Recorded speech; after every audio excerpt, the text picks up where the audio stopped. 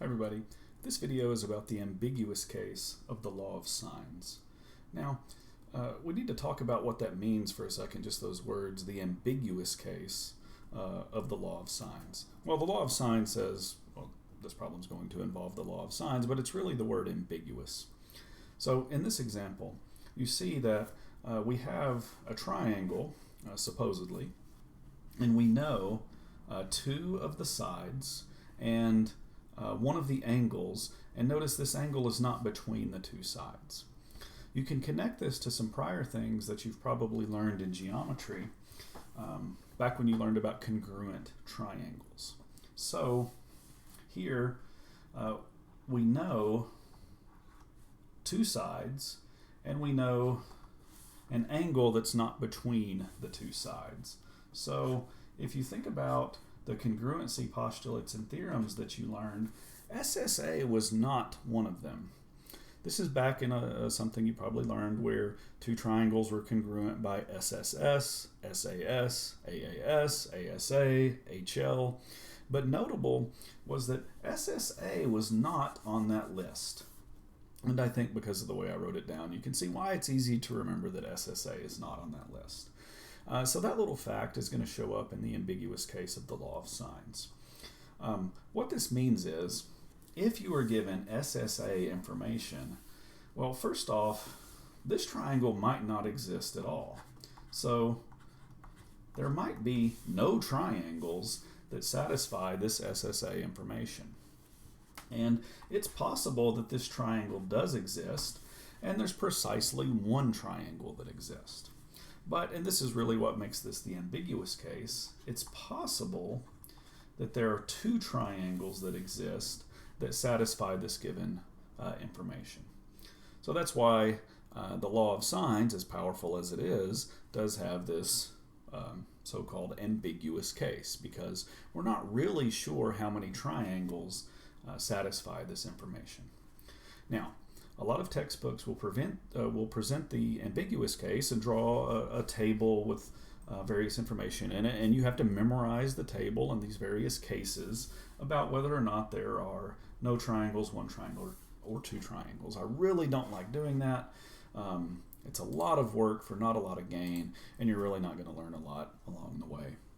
Rather, what I like to do is let's take this information, this SSA information, and let's analyze it with the law of sines. Let's just see what the law of sines tells us, and if we think really hard about it, then, well, we may be able to figure this out on our own.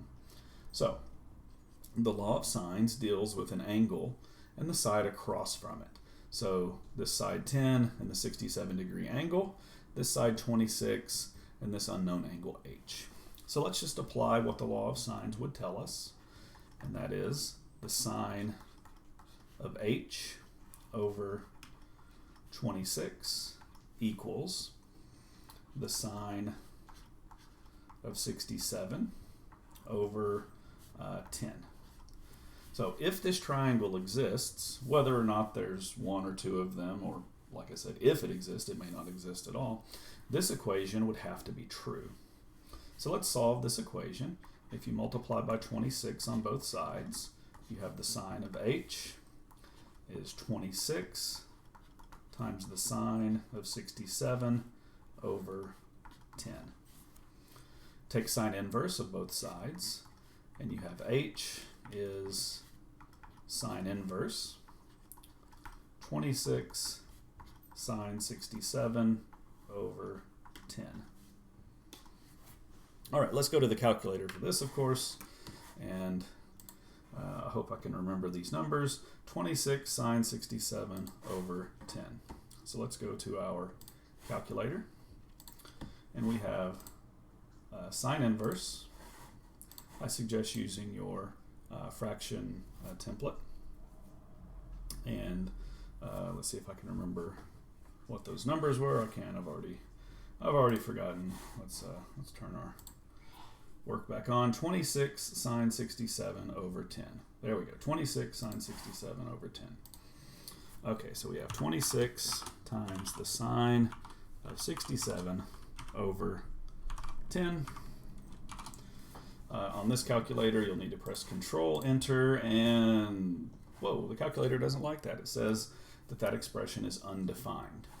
Now, I'm going to jump to the answer really quick, and then we'll come back and talk about this. Because the calculator said undefined, what that means is that this is going to be one of those problems where the answer is none. There are no triangles that satisfy this initial description. And the easiest way to see why there are no triangles is to examine the right-hand side here. 26 sine 67 over 10. Let's go back to the calculator and look at that. So what we have is, I'm going to cheat a little bit. On this calculator, if you scroll up, you can delete. So 26 sine 67 over 10. If I press Control, Enter, we get 2.39. 2.39. Keep that in mind. So let's go back to our work here. We have this green box is 2.39. But really think about this sentence. This says the sine of angle H is 2.39. But we know from the unit circle, well, the sine of any angle is the y value on the unit circle. And on the unit circle, the y values only go from -1 to +1. That's why it's called the unit circle. It has radius 1. So the sine of an angle has to be a number between -1 and +1, inclusive. The sine of an angle cannot be 2.39. That doesn't make any sense at all. So what this means is, if this triangle were to exist, the sine of h would have to be 2.39, which it can't be. So that triangle can't exist at all. So, using the law of sines, and again, not memorizing a bunch of things from a textbook, but thinking about what the law of sines tells us, we can see, I mean, almost literally, that this triangle can't possibly exist. Now, let's look at the other two cases. So we'll clear this off. Then we'll look at another triangle. And again, I'm going to draw it. Now, I don't even know if this triangle exists, but if it does exist, then I'm just going to have a picture to look at. So let's see. We have triangle CAB. We know that the measure of angle C is 43 degrees. We know that side B is 10 and side C is 9. So if this triangle does exist, then the law of sines will be able to tell us something about angle B, because the law of sines would tell us the sine of B over 10 equals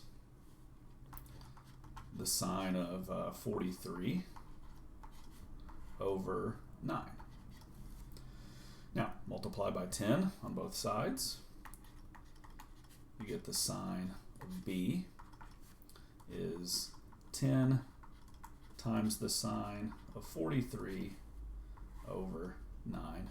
Now, normally I would not write this next step down, but since this is a informative YouTube video, I hope, let's take sine inverse on both sides, and we get B equals sine inverse of 10 sine 43 over 9.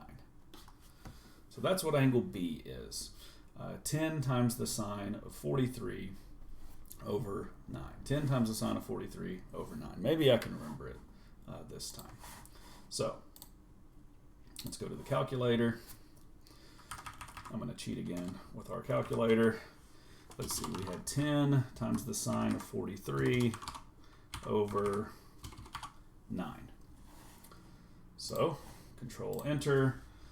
I'm going to round to, I guess, one decimal place, 49.3 degrees. 49.3 degrees. Let's go back to our work, and we have that B is 49.3 degrees. Okay, so you're thinking to yourself, great, we're done, right? We know that angle B is 49.3. That's great. And if you wanted to at this point, you could go ahead and find angle A. So if this is one of those problems that said, you know, solve a triangle where you need to find everything, you need to find angle A. So we have 43 and 49.3. Go to your calculator.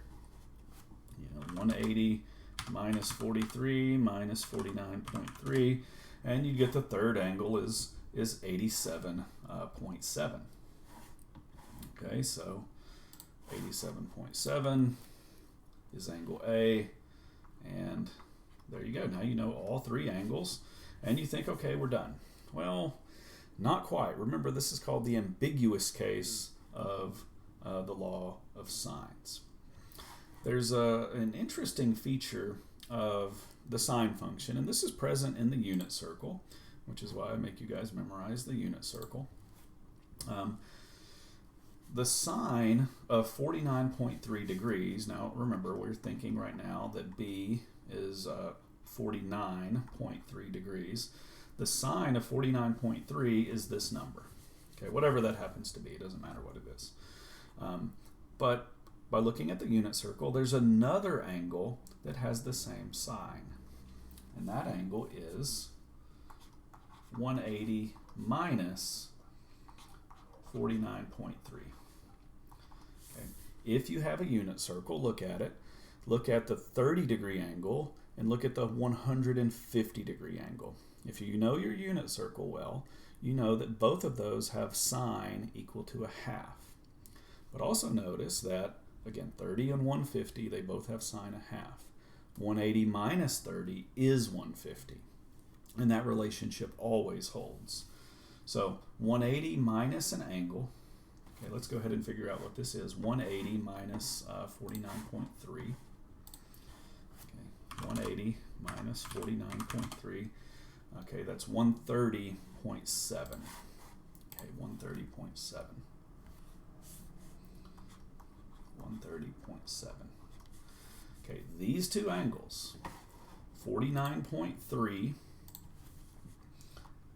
and 130.7, they have the same sine, not S-I-G-N, S-I-N-E, the sine function, the trigonometric function. They have the same sign.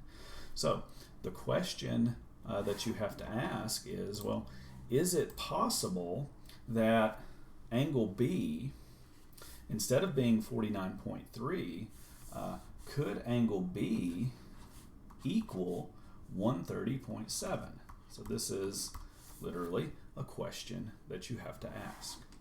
Now, like I said, a lot of textbooks will make you memorize some formula and table for memorizing this. I really don't like doing that. It's much easier to investigate it for yourself to see. So let's draw the triangle again, pretending we don't know anything about it except for the given information. So triangle CAB, this side is 9, this side is 10, this angle is 43 degrees, and let me switch to the green color.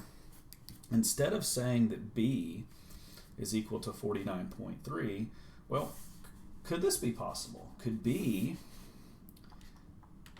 be 130.7? Now, you might say to yourself, well, I don't know. How could I possibly know that? And the key is in this third angle, angle A.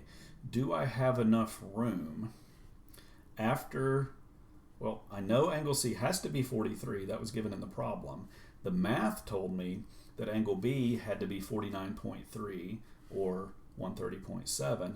Do I have enough room left for angle A at the top? Now, with 49.3, we already did the math, and we found that, yeah, angle A could be 87.7. But let's see, if we change angle B to 130.7, well, then is there still enough room for angle A? So 130.7 and 43. Let's go to the calculator. So let's see, 180 minus, that was a 43-degree angle, minus 130.7. Yeah, there's just enough room to have a third angle. Angle A would be 6.3 degrees. So there is enough room for this third angle. So you can quite literally see the two triangles that are possible with this given information. So the answer to the question, I mean, I know it's kind of long-winded and there's a lot of work to do, but how many possible triangles? 2. There are 2 triangles with this given information. And even though, my apologies, it took 10 minutes to explain this, it really does come from use the law of sines and think about the information that you're looking at from the law of sines. Now very quickly, because I know this video is already way too long, let's do one more example. You can probably guess what the final answer is going to be. But let's look at this triangle and see what it might look like. Is this triangle possible? If it is there only one triangle or are there 2? So we have triangle STR. The measure of angle R is 77 degrees. Side R is 20. Side T is 15. So this really isn't quite as time consuming as you might think. The law of sines tells us that in this case the sine of angle T over 15 would have to equal the sine of 77 over 20. Multiply by 15 on both sides. You get the sine of T is 15 times the sine of 77 over 20. Take sine inverse, and you get T equals sine inverse 15 sine 77 over 20. Now, we'll have to put this in the calculator. Let's see if I can perhaps remember it this time. So 15 sine 77 over 20. 15 sine 77 over 20. All right. Let's see, 15 sine 77 over 20. Press Control Enter. And let's see, 46.95. If I round to 2 decimal places, 46.95. I could round to 1 decimal place, but then it would round to a whole number. So I'll just say 46.95. That's fine. So 46.95 degrees. And I'm going to use a different color this time. So angle T is 46.95 degrees. So this angle is 46.95. Now, while we're here, let's go ahead and see what angle S would be. I mean, we might as well. It doesn't take much work to do that. So let's see. The other angle is 77. So we have 180 minus 77 minus 46.95, meaning 56.05 is the third angle. What did I say? 56.05. There we go. 56.05. So angle S would be 56.05. Great. Now, as in the last problem, you have to ask yourself, could angle T be 180 minus 46.95? So the thought experiment, go back to the unit circle, 30 degrees, 150 degrees, they have the same sign, a half. 180 minus 30 is 150. That's the relationship between two angles with the same sign. So let's see, what's 180 minus 46.95? Let's go check that. 180 minus 46.95, that's 133.05. Okay, so is it possible for T to be 130, is that what I said, 133.05? That sounds right. So could angle T, could this angle be 133.05? And the answer is no. How do I know that? Well, remember, we started this problem already knowing that angle R was 77 degrees. Well, if angle T was 133, I'm just going to round down to 133, and angle R is already 77, well, 133 plus 77, that's already more than 180. And the angles in a triangle have to add up to 180. So there's not enough room to have this third angle, angle S. So that's how you deal with the ambiguous case. In this case, none of this is possible, meaning the original work that we did to find T, and after we found T, we found S. That's the only possible triangle that satisfies this given information. That is, there's only one. So, my apologies for making this video so long, but the ambiguous case of the law of sines is a little bit complicated, but long story short, you take the picture of the triangle, you apply the law of sines, and you think about what it is you're looking at, and using the thought processes that I showed you in this video, that's how you can tell. Anyway, hope it helped.